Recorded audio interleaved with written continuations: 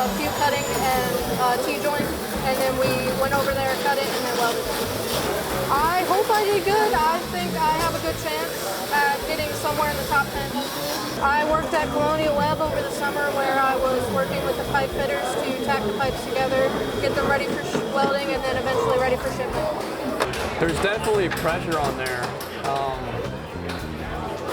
It's trying my best not to mess up as well. I was told by my teacher that, going slow is fast and fast is slow.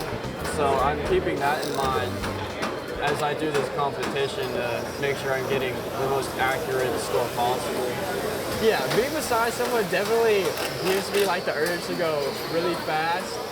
Like the first one, I got a couple deductions because I was trying to go fast and it messed me up. So doing the leveling, I just told myself no matter what, take my time, and I got the fastest time at 1:35.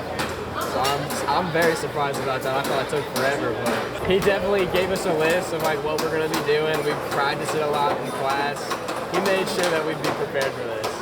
So my favorite part of being the ACE Center is I get to do something I love every other day, and it's not regular school. It's different from regular school. I just get to get out of that classroom and really just work on stuff that is just fun to me. And SkillsUSA, really, my favorite part is just meeting all these different people. My mom's always been in the construction business, and I thought I've always liked to build things.